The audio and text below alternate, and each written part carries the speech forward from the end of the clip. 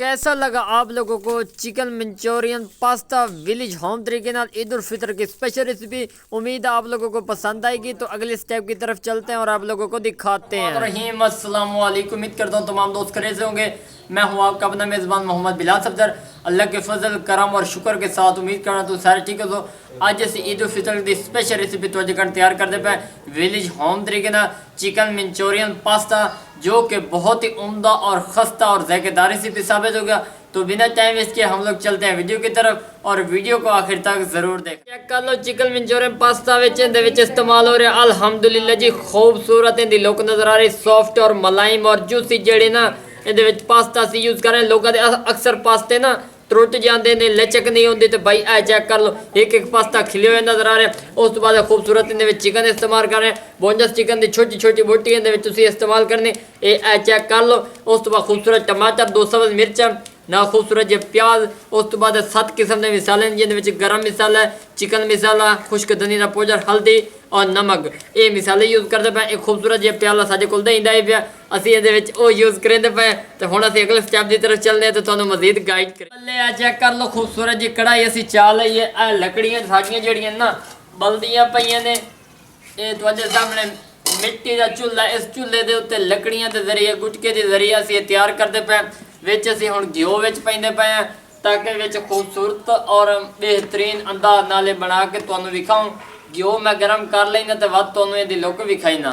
घिओ भी गर्म हो चुका, उबाले मारन लग गया। विच वसल लेंदे पे बिस्मिल्लाह रहमान रहीम। ये वसल असी इहदे विच पा दित्ते ने। हुण असी इन्हां वसलां नूं रोस्ट करना तुहाडे सामने। इतने एक रोस्ट करने के खुशबू इहदे विच प्यारी जी आवन लग जाए और तुसीं स्टैप बाय स्टैप तुहानूं नाल लैके चलांगे। चिकन मंचूरियन पास्ता बहुत ही मज़ेदार तैयार होती। ईद उल फितर का स्पेशल तोहफा आप लोगों के लिए। अगर इसी दौरान मेरे चैनल पे पहली बार आए हैं तो जनाब चैनल को सब्सक्राइब जरूर कर दें। बिलाल विलेज फूड ये आप लोगों की तरफ से हमारे प्यारी नाम और मोहब्बत होता है। हूँ मैं इन्होंने रोस्ट करें तो वध तो इनकी लुक भी ब्राउन हो चुके हैं, खूबसूरत जी लुक नजर आती पे। हूँ मैं चिकन पेंदा पे बिस्मिल्लाह रहमान रहीम। चिकन मैं ये पा दिता। इस चिकन को असीं रोस्ट करें और तुसीं इहदे ना वसल बिल्कुल ब्राउन कर देना, यानी कि बिल्कुल गोल्डन कलर आ जाए तो यूज़ करना, ताकि इनकी जी खुशबू है ना वो चिकन के अच्छी तरह रोस्ट हो जाए। और मंचूरियन चिकन पास्ता जो तुहानूं दस्सिया ना बहुत ही मज़ेदार तैयार होती। ट्राई करें ज़रूर। ये वेख लो चिकन इहदे रोस्ट हो रहा। इसे ना असी 2 चम्मच होने तो दही पेंदे पे बिस्मिल्लाह रहमान रहीम। ये चेक कर लो, इदा ही असी इहदे पा दी है। वो तां पाइए ताकि जोड़े प्याज साढ़े ज़्यादा खूबसूरत कलर लैके आ गए ना वो ये अच्छी तरह यानी कि अब्जॉर्व हो जासन, मिक्स हो जासन। ये चेक कर लो। हुण असी इहदे उत्तों पाने ने मिसाले। मिसाले जिवें तुहानूं 7 किस्म के दस्से हैं वो सारे असी इहदे उत्तों पेंदे पे। ये चेक कर लो बिस्मिल्लाह रहमान रहीम।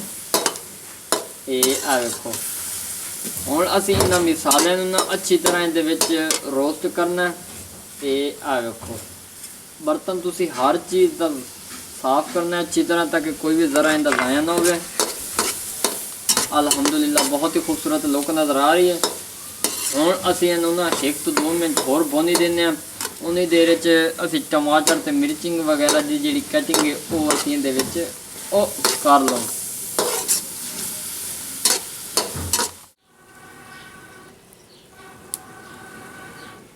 अल्हम्दुलिल्लाह जिवें कि तुहानूं पता है खूबसूरत जी चिकन की रोस्टिंग हो चुकी है, ग्रेवी इहदे बन चुकी है। हुण विच टमाटर ते मिर्चां जा रही बिस्मिल्लाह रहमान रहीम। ये चीज़ां असीं इहदे बाद तां पाई ताकि इहदे एक खुशबू भी आ जाए, प्यारा जी टेस्ट भी आ जाए। ये चेक कर लो।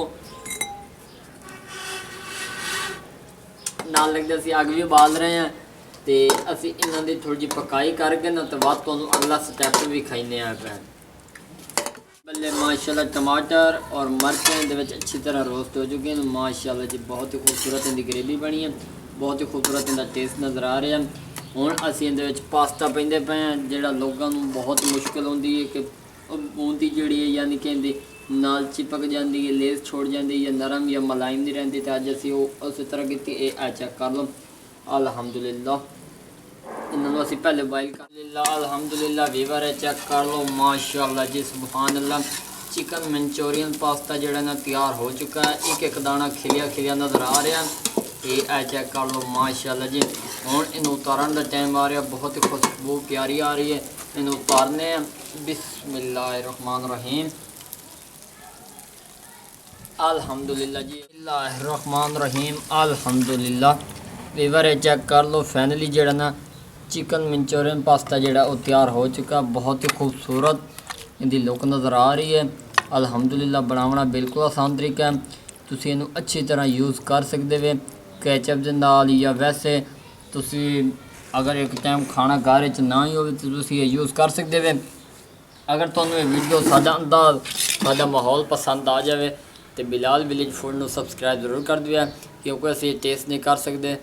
उनकी वजह एक रोज़ चल रहे हैं तो इंशाअल्लाह ईद तो बाद वत तुहाडे नाल मुकाबला होसी। तुहानू मैं विखा ही सा भाई किस तरह ये तैयार होंदा। ये चेक कर लो अल्हम्दुलिल्लाह।